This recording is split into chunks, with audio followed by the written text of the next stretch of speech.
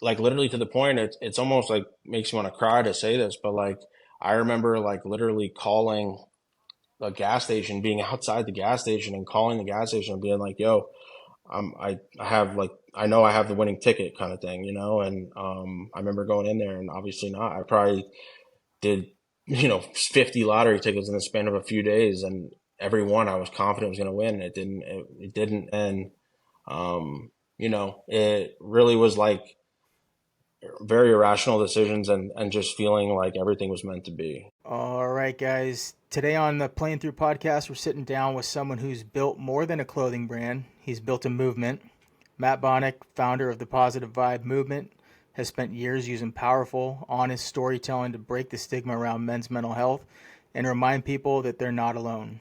In this episode, we're going to dig into the heart behind the Positive Vibe movement, the struggles that shape Matt's mission, and how something as simple as a t shirt can start conversations that saves lives. This is a raw, uplifting discussion about resilience, purpose, and the importance of showing up for each other. Hope you guys enjoy this. All right, Matt, what's up, dude? How are you? I'm good, man. I'm excited to do this, man. Thanks for having me.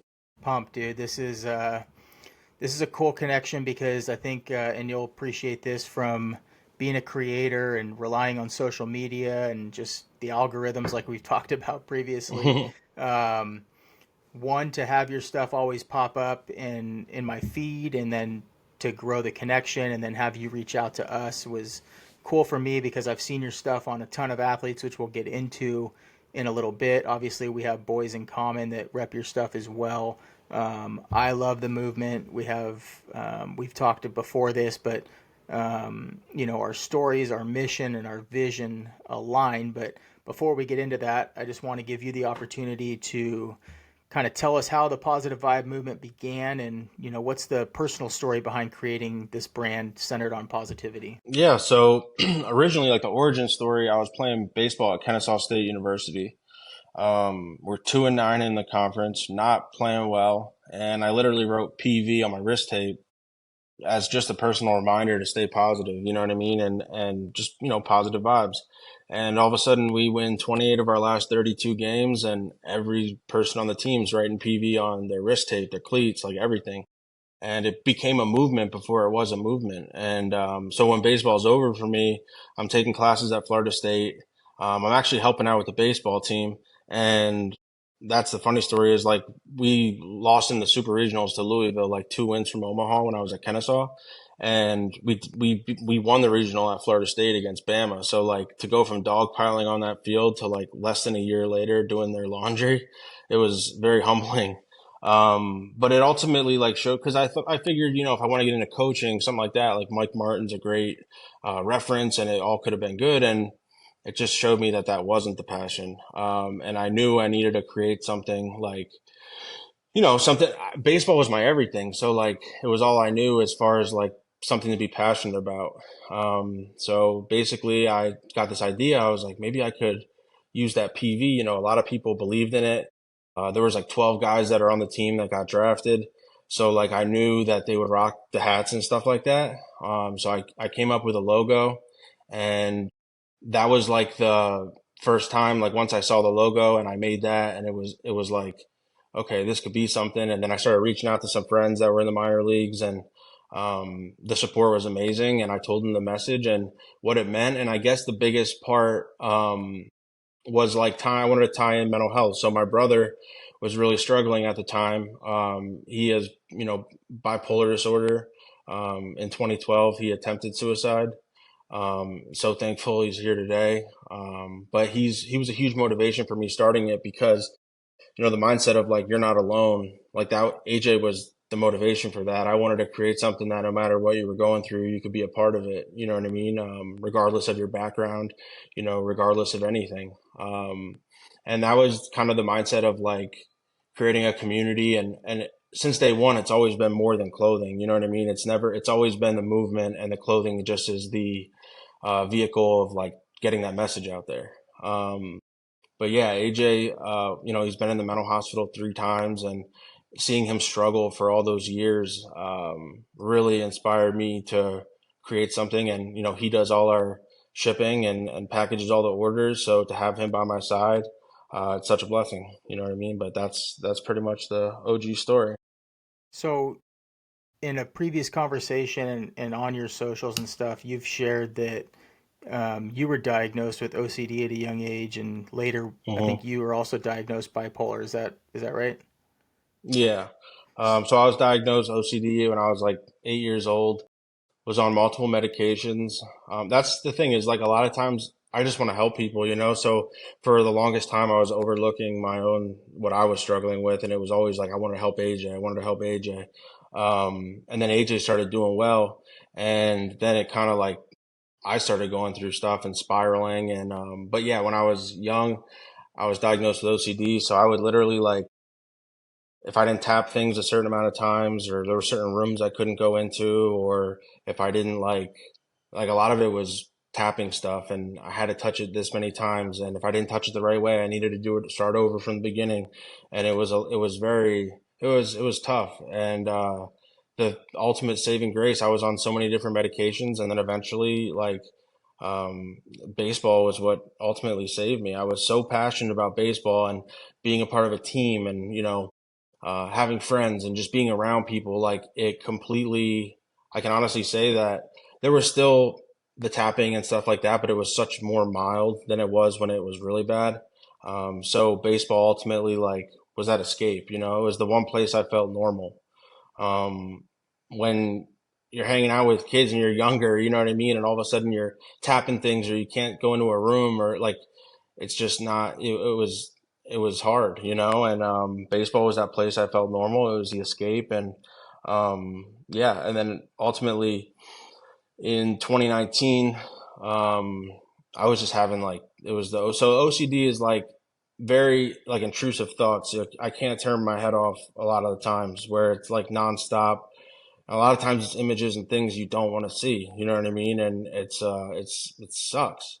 And I was having these intrusive thoughts like bad, and I just kept having feelings of like just take your life, take your life.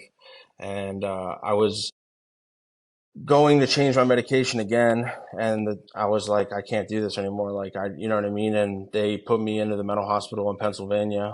And I remember that like it was yesterday. My mom was sitting there with me, and it was such a helpless feeling because like she even like just you know what I mean. She couldn't do anything. Like once I said to the point of like not wanting to be here, kind of thing. Like there was like to the point where like cops would have been involved, like taking me. You know what I mean? Like so that was the first time I was in the mental hospital, 2019, and then in that week or however long I was in there, by the end of it, I was diagnosed with bipolar disorder.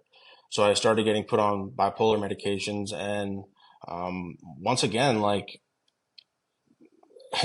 long story short, when I go back to it, is like it took over 2 years to finally get on the right medication. You know, thank the Lord today I am on the right medication and it's changed my life. But for, 2 years, a year and a half, it was a storm of just like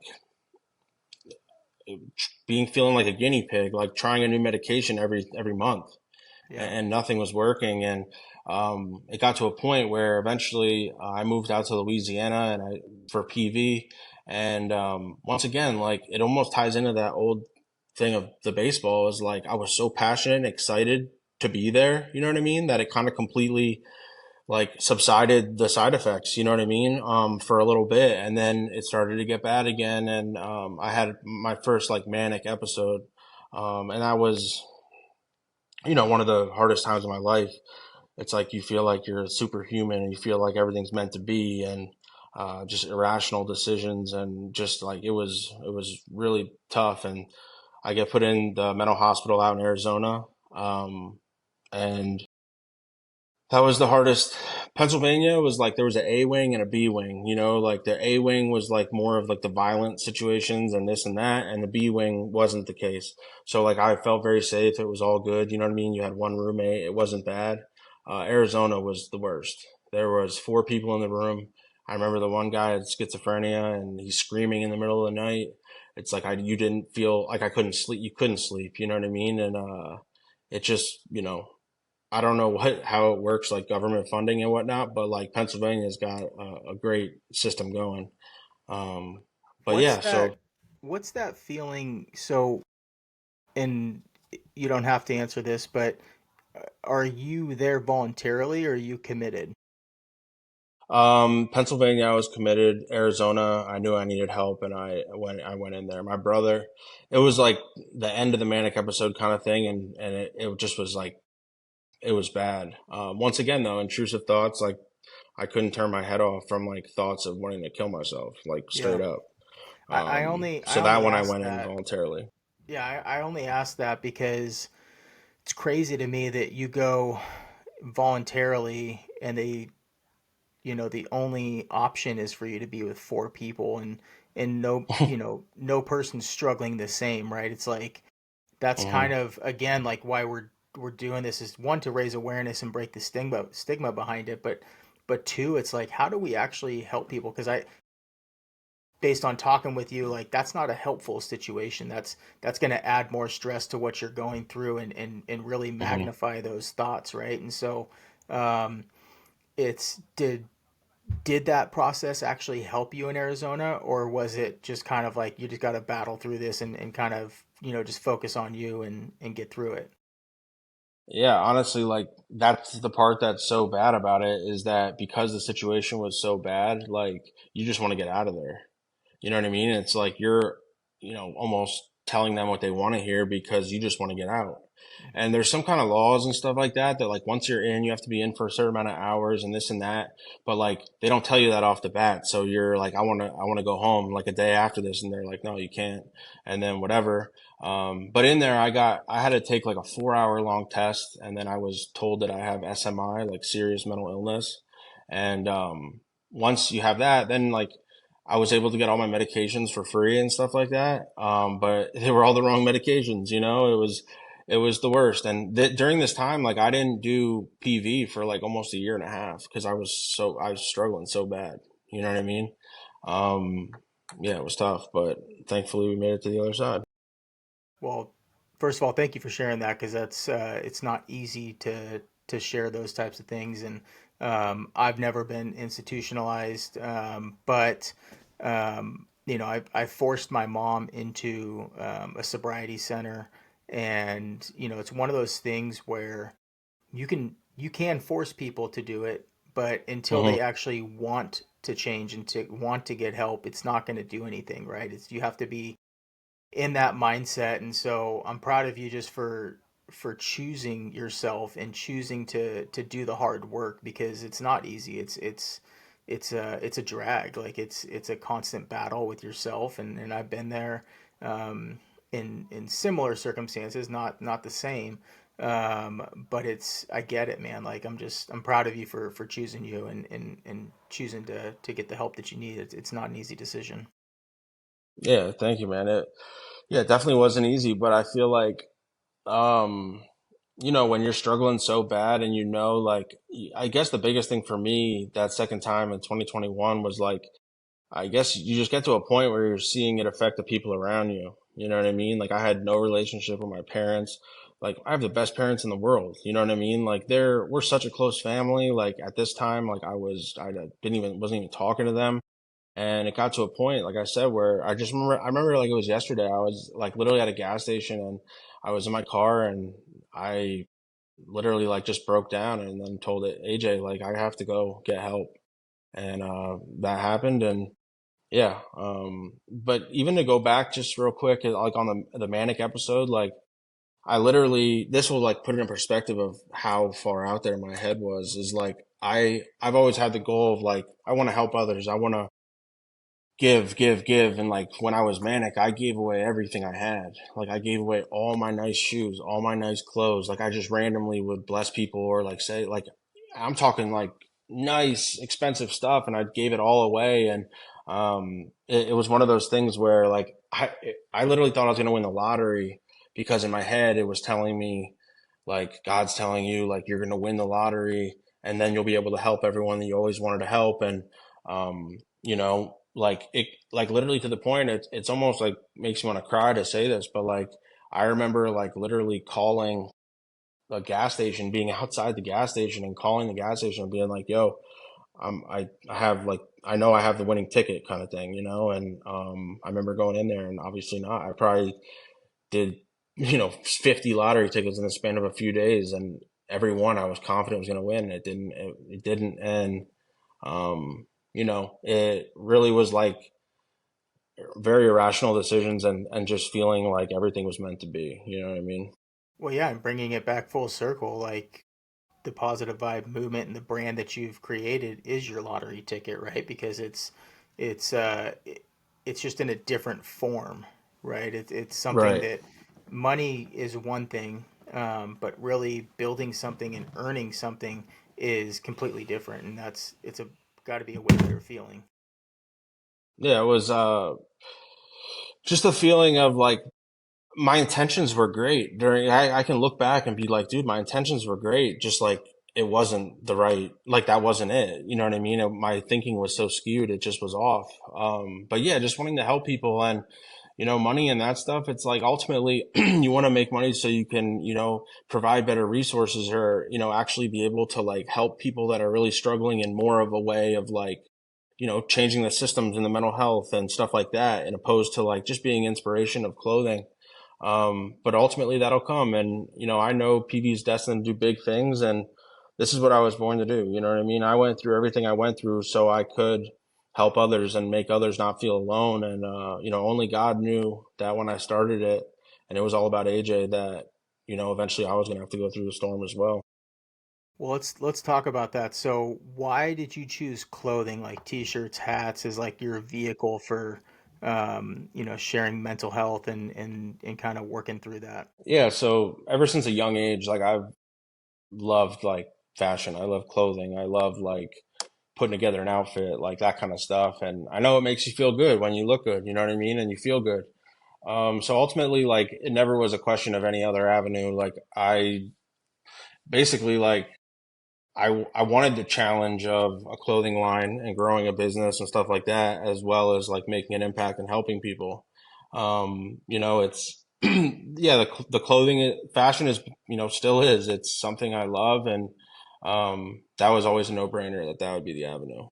Yeah, and I mean, we can jump right into this. I mean, when you create a clothing brand, like you need people to wear it, right? Like that's the biggest thing. But you're getting athletes to wear it and on a regular basis, and not just a photo op or something like that. Like you got some pretty cool stories about seeing your brand out in the wild.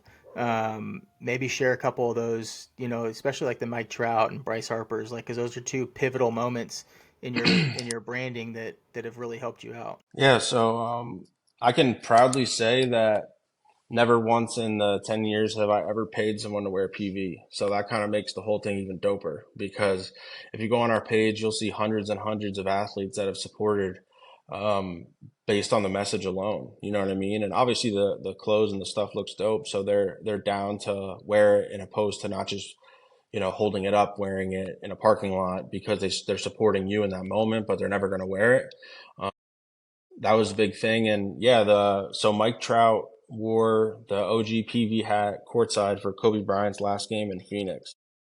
And I'll never forget this. And like that moment didn't do anything as far, it did everything for me. You know what I mean? But it didn't do anything numbers wise. No one knew what that PV logo meant, that kind of thing. Literally a day after it happened, I didn't see it, anything like that. And one of my buddies reached out and was like, "Hey, my brother said he thinks he saw Trout wearing the PV hat," because like they kept showing that clip of Kobe coming over to dap up Trout when the game was over. They're both like they were both were body armor guys, so like they obviously were familiar with each other. And I'll never forget that. Like I was in Tampa, I didn't sleep 1 minute that night. I was so excited. It was like, I want to say 3 months into starting a company and Mike Trout's already wearing the stuff. It was surreal. It really gave me the belief to know, like, I mean, you could do this. This is something. I remember the next day I woke up, or I didn't sleep 1 minute, but I remember the next day at 5 a.m. I went to the Toronto Blue Jays and linked up with Devin Travis, and I just remember being on cloud nine, and it just fueled the whole thing even more. And then the biggest moment, and was Bryce Harper.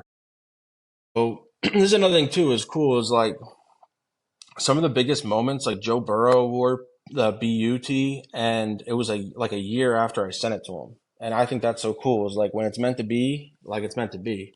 Like Bryce Harper had that hat for over a year and a half. Like I sent him that hat when he was on the Nationals, and then all of a sudden, like he wore it for the first time. Like he was deciding on what team to go to, and he posted like a story of him like before a flight, like no one knew where he was going, like that kind of thing. And he had the hat on, but it was a selfie, and the logo was reversed. Like you couldn't, you know what I mean? Like it was flipped. And I was like, dang, like so dope. He's wearing it, you know.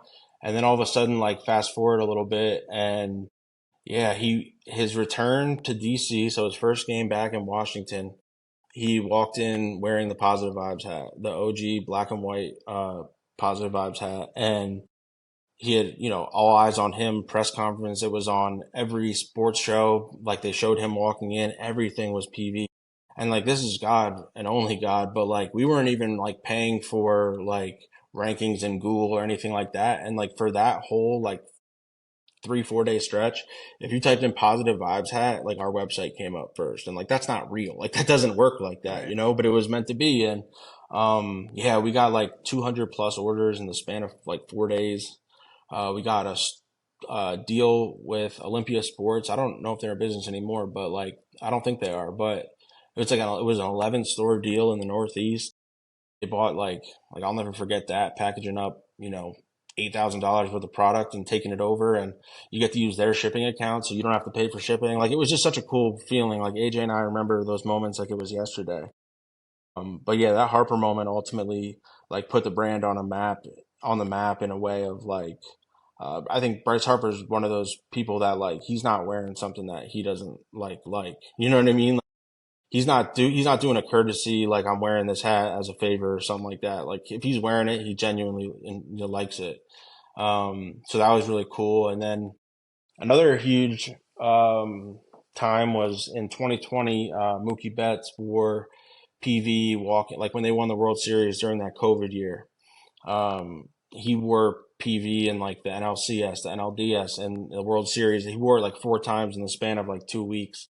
I remember too, like he did a sit down with Big Poppy before the game, one of the games. And I have a buddy that like works with Fox, and he tipped me off. He's like, "Hey, tomorrow night, like 10 minutes before the game, they're gonna air Mookie and David Ortiz talking, and he's wearing the BU hoodie." I was like, "Oh my goodness!" And like the design, it just had the positive vibe movement on the front. BU was on the back. So Mookie and Poppy are in this interview, and it's over like a computer. Obviously, it was COVID, you know. The whole time that they're showing Mookie, you're seeing the positive vibe movement on his chest, like clear as day on the TV. And I remember AJ and I like there was over 500 people on the site within like 4 minutes of the interview happening, and that was like the first time we were like, "Holy cow!" Like that's crazy. You know what I mean? And then I was able to meet when I was in the mental hospital and struggling. Like there was, you know, Mookie was someone that I never met, and it was like, is he gonna think I'm crazy? You know what I mean? Is he gonna? Because like there was we gave away all our PV inventory, like all of it. You know what I mean? Where I was like, you know, and if you go back and look at that time, like the posts were raw, and they were just like you could tell I was struggling. Um, yeah, like Mookie was someone that I was nervous. Like, is he like gonna not like PV anymore? Like that kind of thing. And I remember when he came back, he wrote me the most like encouraging, like dope DM, and that meant so much to me. And then this last spring training, I was able to go to the Dodgers spring training and meet him and thank him in person, and that was really cool. And the last one I want to touch on is the Joe Burrow. You know, Joe Burrow is so dope because he's on the cover of GQ. He's on the cover of all the fashion. So like me as the fashion guy, like I can honestly say like that's the coolest one out of all of them because it was like holy cow, like he like that's crazy. And it's funny too is like he wore the drop tee, which is like that's how I wear all the time, like the oversized, like that kind of tee. But I can tell you that like we sold probably less than 10 of them because like that fit and that size isn't my audience. It doesn't dress that way necessarily. Now obviously we sell that design on a normal tee, so we were able to like, you know, sell some tees. But I knew that like if Joe Burrow were ever to wear PV, it needed to be on a drop tee with that nice material that, you know what I'm saying? And I wrote like a really cool just message of what the BU collection meant and why I wanted to send it to him. And yeah, literally a year later, one of my buddies hits me up and he's like, dude, Joey B is wearing your stuff right now. I'm like, what? And I remember seeing that and it was so cool. And like, obviously the Harper moment, like, impacted us financially. The other ones didn't, but every one of those other ones was like, I needed that at the time. You know what I mean? Like to give me that extra boost or to show me like, hey, like, stay, keep going. You know what I mean? Like, just don't stop. You know what I mean? It always was inspiration like that. And it's cool too because we're kind of in a similar boat here with the athletes. Like a lot of guys, especially spring training too, right? It's and I know a lot of players, and we have Miles Masterboni in common. Love him, like he's like a little brother to me. Um, Hmm. and you know, to have their support is one thing, because you're not looking for autographs or pictures with these guys. It's more so like, hey, this is a movement that we're trying to share and grow, and to see them get behind that and to really throw their, you know, brands, let's say like if they're sponsored by Nike or whatever, you know, when these guys are walking to the stadium, their social media people are you typically right there on game days taking pictures of them walking from the player lot into the stadium. And so, Hmm. you know, these guys are wearing stuff that they know they're going to be photographed in. They know that, you know, this is something that's going to end up likely on social media. And so for them to grab your brand and knowingly leave the house or the hotel with it on, it's a statement. Like it's a, hey, Hmm. to have their support in this community where it's, you know, the stigma behind it is typically negative, or just not talked about at all. And then for them to be bold and come out and just be like, nope, I'm wearing this. Like we're rocking this vibe. Like it's cool to have that army because we need community to pull from and to get through life with. You can't, like you said, like you can't do this alone. We're not made to do this alone. You know, we're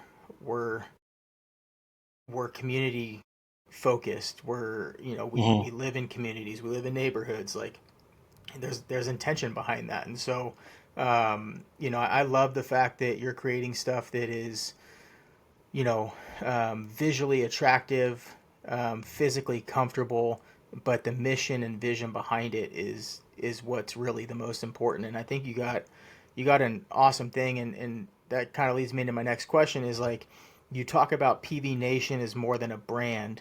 It's a support system, a family. What does being a part of that community really mean to you? Yes, to me, it's like, it's everything, man. It's no matter what you're going through, no matter your history, your past, no matter what, you know, you could be a part of this family. You know, some people don't have friends, some people don't have family.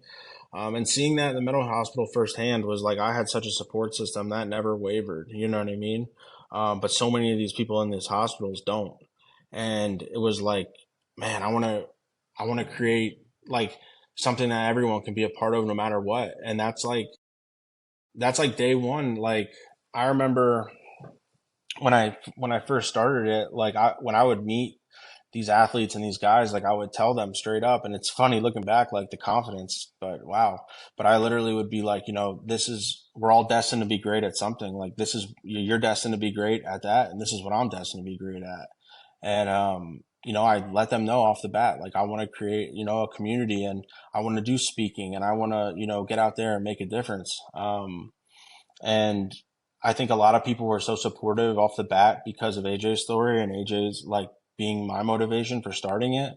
Um, and yeah, I mean, the messages and DMs and all that stuff we get about people that are like so thankful for PV or like how PV's helped them get through what they were going through, or, you know, it's such a, like, it really is a family. And it's so much more than clothing. I always say this is bigger than clothing. It's a movement, and it's so true. You know what I mean? Like, ultimately, just imagine like you don't have a family and friends, and you're struggling, but you know that like this online, there's the support system that they're always there for you. You know what I mean? And there's been people that have reached out that I have really close personal relationships with now because I was just a part of their story and their comeback. You know what I mean? And I feel like God puts people in your life for a reason, and you know, I just think that this is something that is meant for everyone, and I really wanted to like really, I don't know how to put it, but like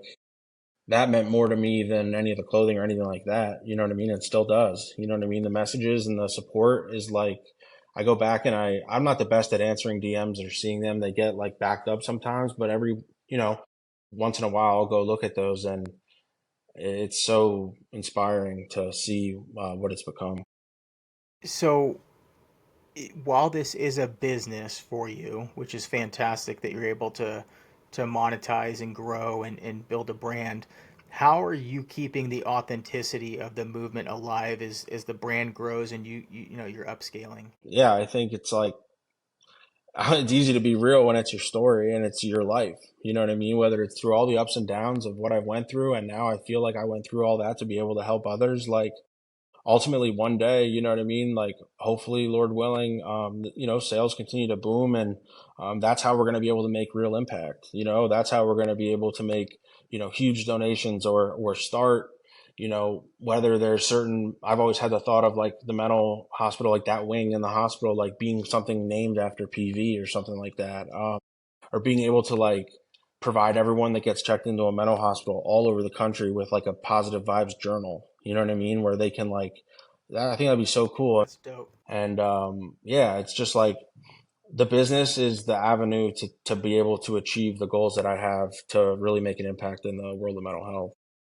That's legit. I actually really love that journal idea. Just a blank journal with, you know, the logo or Yeah. something on there. Just, Cause you, um, yeah. like When you're in the hospital, you get like, everything's like a handout, and you only can use like certain like pencils and stuff like that because obviously like they don't want anyone to harm themselves, so like everything is very monitored. But like I was thinking like, instead of just having a folder that you carry around these your writings and all that stuff, is like it'd be so cool to have a journal, you know what I mean, or some kind of, you know, and some kind of thing to write down, and then that message on there when they see it, the positive vibes, is like just something that they can look at and hopefully feel encouraged in that moment. But also have something that, like, I remember there's certain things or pictures and stuff like that I drew or whatever. I would have loved to have like some kind of book or something, you know what I mean, that I could legit, you know, like take with me and have to journal and write, you know, how I'm feeling and that kind of stuff. I would have loved that, you know. I'm making a note of that right now. We're gonna revisit that off air because Let's make it happen, dude. I'd love to help make Yeah, for that happen sure. because I think that's a huge tool. If you know, with um, our daughter passed away almost 6 7 weeks ago now, and um, you know, my wife and I are journaling like for the first time, like legitimate journaling, and because we don't want to forget that experience. Like as sad as it was, like it was still like God was in it, and we realize there's a lot of positive that can come through that. And so for us, it's how do we remember that and not forget it? But at the same time, you know, when you're going through stuff, like you need to learn how to journal. You need to be able to document it so you Hmm. can look back and see your growth, right? Or even hindsight is to see a downslide and how you can fix it. And so um, I love that idea. I think it'd be cool. Like my goal is to start talking at police academies and police departments and Hmm. some other places. And so like even having those to give out during that is Yeah. something because it's just like you said the easy reminder of the positive vibe and having a mindset to attack something with is huge. Um, Yeah, what I think one thing I want to say is like your story is so powerful, and that first time we talked on the phone and you shared that with me, like you've been through so much, and I know that, you know, you're meant to make a huge impact in this world, dude. So like I really, you know, any way that we could obviously make those, you know, big changes in the world of mental health and make this, you know, end the stigma, is like, I feel like you were the same way I feel like we were born for that. Like that's our purpose. I feel like it's the same way with you. Hearing your story was so powerful. So I just encourage you to, you know, speak and share that story any day you can, because you don't know who it's going to help, you know? It's crazy, man. I mean, I just turned 40 and for me it's like I'm leaving one career not by choice necessarily and it's just like trying to figure out like okay, I'm 40, I'm not dead. I'm not old per se, but it's like how do I feel like you get to live your first part of your life as like a trial run, right? Like you're grateful for what you get to experience and go through, but now it's like, okay, what's your purpose? What's your life, legacy actually going to look like going forward? And for me, it's all about my kids. Like what are we doing for this next generation, and are we actually, Hmm. living up to what we're saying? Because dude, for the longest time I wasn't. I was all smoke, no gas. It's just like, um, my words didn't mean anything. I was living in a fog and, just kind of going through the motions. And so now it's like, no, we got to have purpose. We got to have intentionality behind everything that we're doing. And as I don't really enjoy doing a podcast. Like it's not something that I find like extremely fun because it's vulnerable and Hmm. it's sometimes it's just it's hard.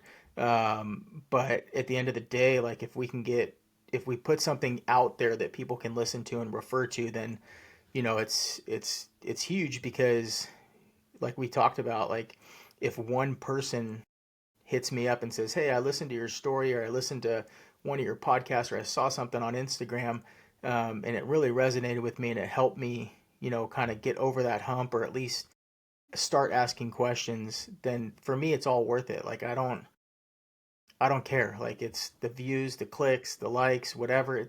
We're not here for that. It's a bonus, and it's nice to see your stuff get shared. But at the end of the day, if uh, if we're actually helping people get better and focus on themselves, and that's really what we're looking for, right? Yeah, no, for sure. I think putting yourself out there, yeah, it's hard to go, I do a bunch of public speaking and stuff like that, and I get that pit in my stomach every time, but like I feel like being vulnerable and helping others is the ultimately how you connect and let them know they're not alone. You know what I mean? That our stories are powerful and we all have one.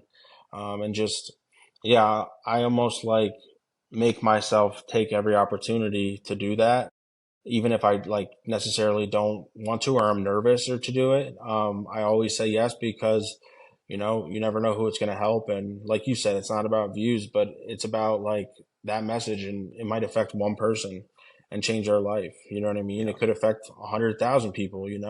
But ultimately, like sharing our story and getting out there and speaking is how the change is going to be made. Yeah. What On the topic of advice, what would you say to someone who's struggling with, mental health but feels like they don't belong in a quote unquote movement? Like how can they find their tribe, their people? Yeah, I think like find a movement that includes everyone. You know what I mean? Find a movement that you can relate to, and maybe if it's just a few friends, or maybe it's a bunch of people. But I think ultimately, like, there's so much power in togetherness and being a community and not going through everything alone. You know what I mean? I would encourage anyone that's struggling right now to like, it's okay to ask for help. If I never would have asked for help, I wouldn't be here today. You know what I mean? I guarantee it. And asking for help isn't a sign of weakness; it's a sign of strength, and it's putting yourself first and knowing that. How can like a big thing for me was like, how can I help others if I can't even help myself? I'm struggling so bad, like I think it's profound to like look back and be like, dude, I literally didn't do PV for like a year and a half. You know what I mean? Everything reminded me of the mental health in that bad time in my life that I was like avoiding it, and then you get to a point where I got that fire again, and thank the Lord I did. And yeah, You've mentioned a few times kind of your faith. I'm curious how that's played a role in your life in helping you or not helping you. What's that done for you in particular? yeah, honestly, my faith is my everything. And I never like talk about God or say things like post things like that on PV because I want everyone to feel like they can be a part of it regardless of what their belief is. But if anyone ever asks me one on one, I'm going to tell them every single time like it's God. Like I can think back on those moments where I was at my lowest point, and I still had faith that like if God was real and everything they say about him is real, like one day I'm gonna get better and be okay if I don't stop and don't give up. That's like it's so real and it's impacted my life in so many ways that like I won't not talk about it. I'm not the Christian that's going to force it down someone's throat, or, I'm more of the guy that you're going to see him and me, the way I treat people, the way I act. I don't need to like say that. You're going to see that in my actions. That's what I believe. Ultimately, like having, like, when you feel like you're alone, but you have someone that you could talk to all the time, and that's something that's so powerful. But yeah, I literally started a high end clothing line brand. It's called O'Sheven, and that's where I, create from the heart for God. You know what I mean? Like everything on that page, every release, like you'll see the doves, you'll see like things like that. Whereas like I wouldn't do that with PV. But like another thing is like with O'Sheven is like I felt recently called to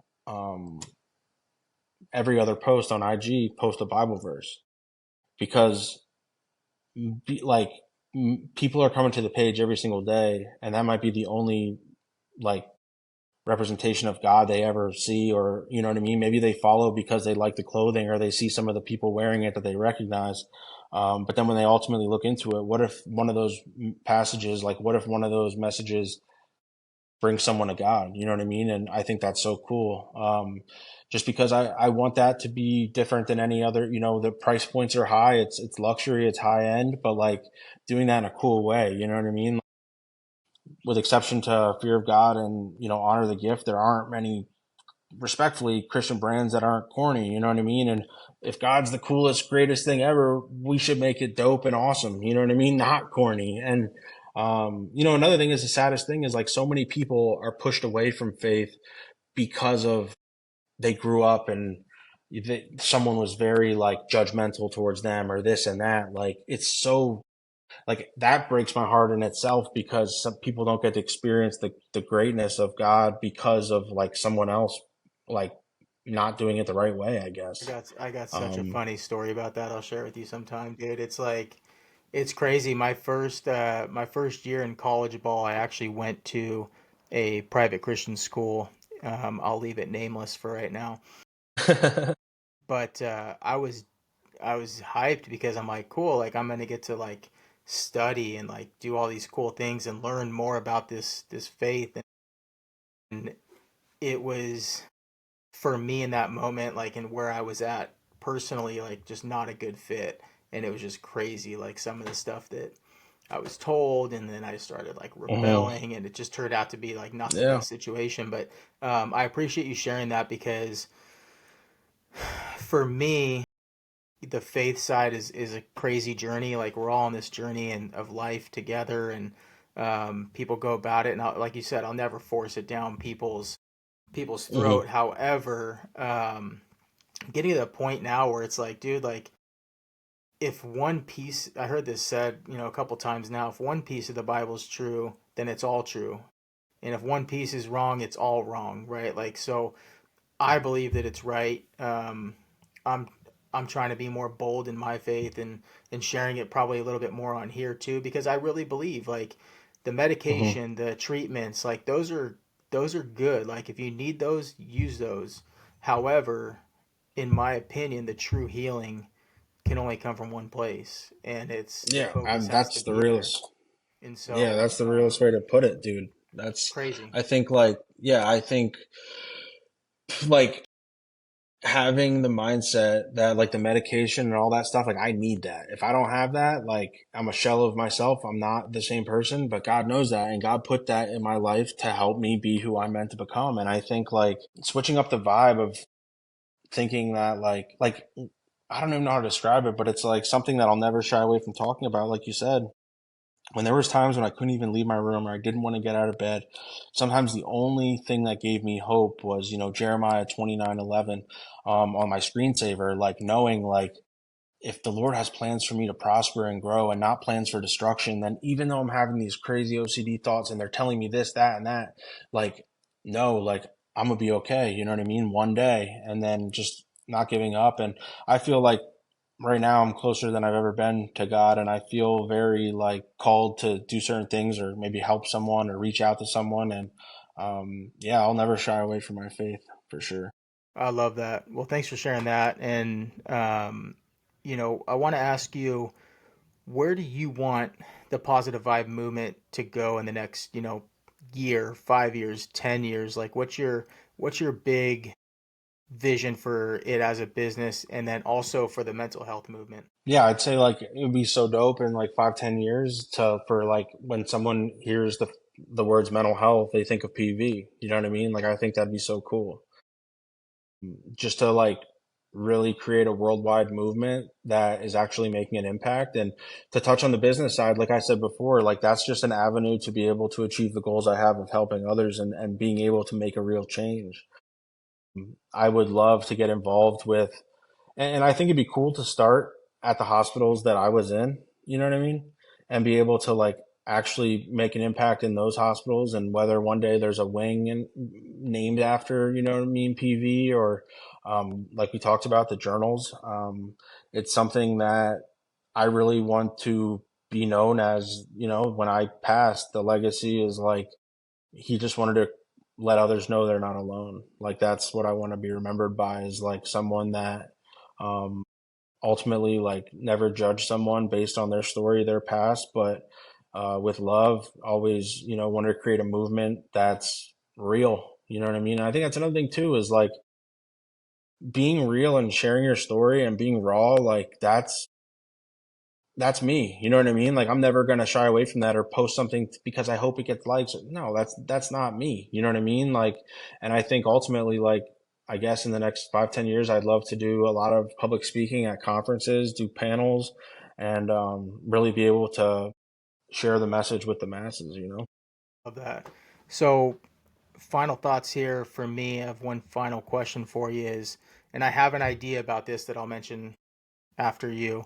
But how do you see playing through and the positive vibe movement kind of working together and reaching more men in this arena of mental health? Yeah, I think, well, hearing your story and your mission off the bat the other night when we talked, that was so powerful. And ultimately, like when you have a story like mine that like one thing is like a lot of people in the years have reached out with bad intentions because they see the pros wearing it, they see money, and they want to, be a part for the wrong reasons. And hearing your story was so apparent that you're aligned for the right reasons. And I also believe that God wouldn't put like someone in my journey 10 years in that had terrible intentions, or if they did, I'd be able to sniff that out. Like it's easy, like to know that. But I really think like creating resources for people and raising money and being able to make real impact. One thing over the years, there's been times where we donated. Right now, we don't. It's tough to find an organization that it's sad to say, but these big organizations, it's just a check to them. It's just a donation. You know what I mean? And I work too hard to be giving to someone who it doesn't feel like they appreciate it, or to know it's even doing anything. Um, One thing I was really cool was like they back in the day in Tampa, the crisis center of Tampa Bay was one of the one places we donated to that like they gave me a tour of the facility. They let me know where the money was going and helping. Like that was so cool, and I could relay that to my audience and let them know, and opposed to here's a send a check and you get an email from the founder 5 minutes later, auto draft with all the thing, just BSing you, thanking you respectfully. I want to make real impact, and I feel like you have that same passion, and I'm excited to link up together and see ways that we can, actually make changes. And I think one of the big things is like I've had this passion of making real impact and real help in the mental health hospitals and just within, that arena of like the hospitals when people really are in crisis. And I feel like you have that same thought, and being able to create resources for people that they can actually use, to know that, it's more than just a shirt that says positive vibes, making real change. And I feel like that we linked up for a reason to do something big. So I have an idea, Hmm. and we can talk more on this. However, you're based out of Scottsdale. Um, Hmm. I am going to be down there in the beginning of March for spring training and to do some filming and to connect with some guys. I would love to co host an event with you. I know you don't golf, but hear me out. um, at Grass Clippings in it's in Phoenix. It's a night golf place, so the vibe is legit. Dave Roberts is actually an owner of one of the golf teams there. I don't know who we could get out there, but we could definitely share this message. I would love to host an event where we can raise money um, to purchase these journals and then to be able to have you distribute them. So I Oh don't wow, know, that'd be like awesome. we can talk about kind of the layout of how we would make that happen. However, I know that between your community and my community, if we merge those two together, I could have some sponsors out there. We could do some giveaways. We can invite people Hmm. and put this out and talk to the golf course. I know we can make something happen, even if it's just at the driving range that's Yeah, there. It's a yeah. super cool vibe. But I think that if we can get some athletes on our side and get some guys out there, and then our communities, like I said, like I think we can make a pretty big impact to be able to get these journals made and then give you the ability to be like, here you go, dude. Like we can pass these out to places, and especially in the hospitals. Like I think it'd be cool to find a place in the Phoenix Scottsdale area where you're located, just because you're there, or even send them to Pennsylvania, like because you already have roots there. But then we No, I could just think start there. the Avondale one that I was in, dude. That's the one we start at. Let's Like go. that would be so cool, dude. And hearing you say that jacks me up, dude. That's like, dude, we can get so many MLB guys. They're all there for spring training. Like all the homies would be down to come support that. And if we can, do the journal, it's been a goal of mine for years, dude. That jacks me up, dude. I would love that, man. I would love that. Well, I know that I have a few donors on standby that I know that I could talk to. We can get some money just right off the bat for that. Let's start planning this. I'll excuse me. Yeah, I'll let's make make it some phone happen. calls and get some guys on board. And I know it's nice because it's at night there, right? So after we could do it Hmm. late, like these guys could Yeah, come and yeah. hopefully they don't have a day game the next day, but even if they just come and just hang out and it's just the I think it'd be a cool thing to wear. And we don't have to have Playin Thru on any of it. We just put positive vibe. We could figure out the logo and stuff on the journal, but I think it'd be a cool way just to get us kicked off and get something moving. You good with that? I love that. That sounds good.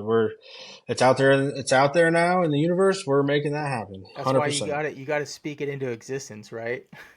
Yeah, for sure. That's Cool. dope. All right. Well, so Matt, where can people find? I want you to put your the Instagram handle is the Positive Vibe Movement, correct? Yeah, all one word, the Positive Vibe Movement.